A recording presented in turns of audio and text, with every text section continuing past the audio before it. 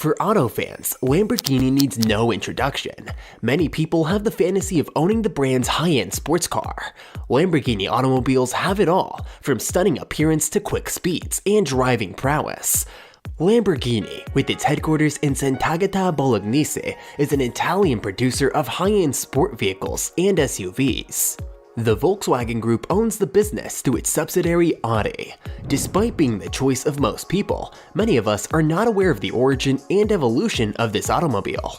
Therefore, we designed a video for you in which you can learn about the history of Lamborghini. Make sure to watch all the way till the end of this video. Coming back to the video, Italian manufacturing tycoon Ferruccio Lamborghini created the business in 1963, intending to create a polished grand touring car to compete with models from well-known brands like Ferrari.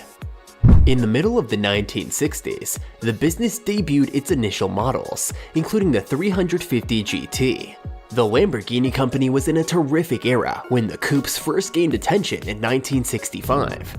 This was one of the most productive and inventive times for the company. Although some of the models, like the 3500 GTC with a Zagato body, the 350 Spider by Touring, and the Monza 400 by Neri and Bonosini were essentially prototypes, the company unveiled an impressive number of brand new models between October 1965 and June 1966. However, the outwardly extravagant chassis displayed at the Lamborghini stand during the 1965 Turin Auto Show was destined to have a significant impact on the company's history. Lamborghini gained fame for its mid-engine, rear-wheel drive 1966 Mura Sports Coupe.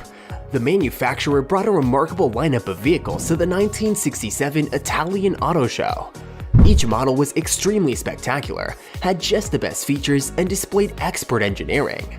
The Mura and the 400 GT 22 Coupes, considered the IT cars in all automotive magazines, received a flood of orders as a result of their legendary status, which helped the company's financial flow. By this time, Lamborghini had established a legendary reputation for always pushing the envelope.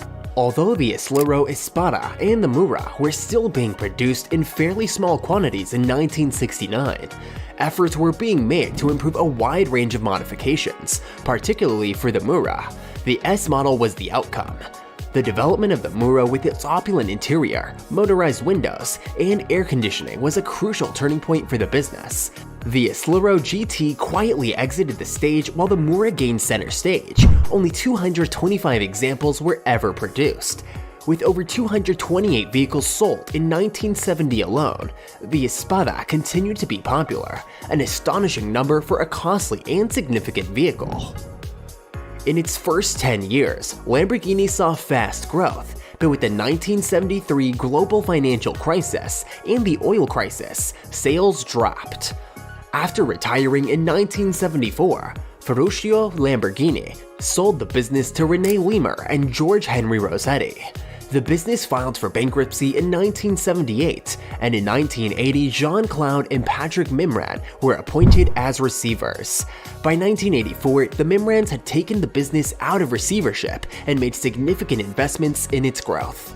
Under Mimran's supervision, the Lamborghini Countach was replaced by the Jalpa sports car and the LM002 high-performance off-road vehicle.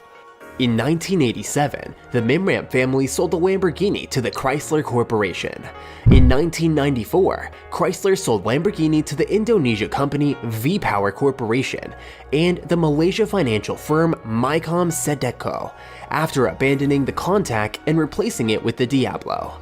When Micom Sedeco and V-Power sold Lamborghini to the Volkswagen Group in 1998, the group's Audi division took over ownership of the vehicle.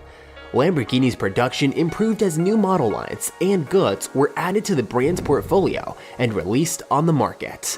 Sales of Lamborghini fell by approximately 50% in the late 2000s during the global financial crisis and the ensuing economic catastrophe.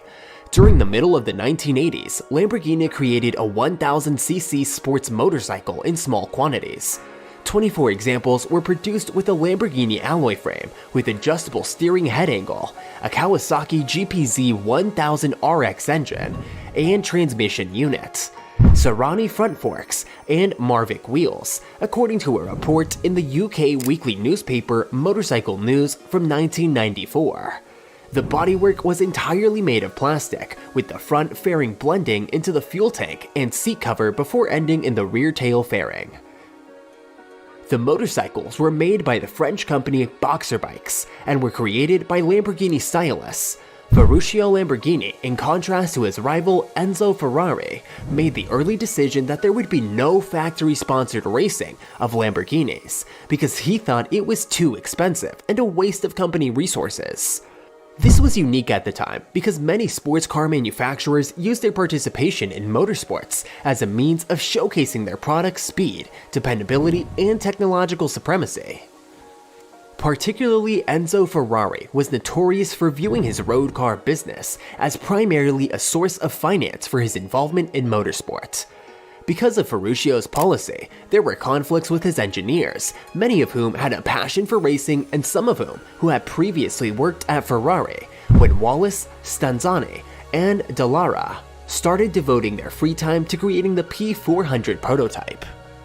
Midway through the 1970s, while Lamborghini was run by Georges Henry Rossetti, the company made a deal with BMW to create and then produce 400 automobiles for the German automaker to meet Group 4 homologation standards. BMW believed that Lamborghini would be the best partner because of its experience in the development of mid-engine vehicles and its lack of knowledge in that area.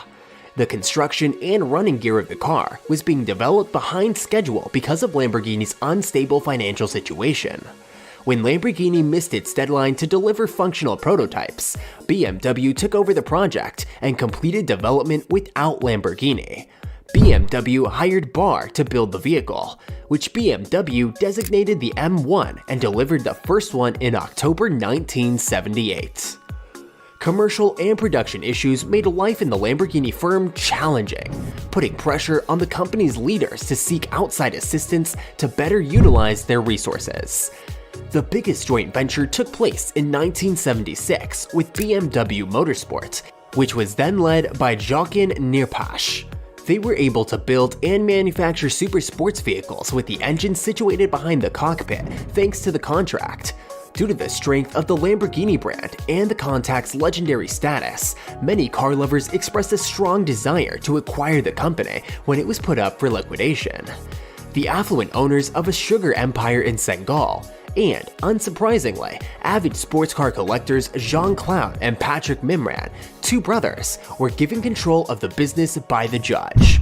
At the Geneva Motor Show in March 1981, where they displayed a restyled Muro and the Contact S, the business hailed the new hires.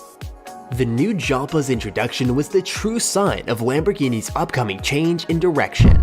At this point, Lamborghini sought assistance from many renowned automakers, including Audi, before the full contract for the definitive transfer of all shares was finalized on July 27, 1998.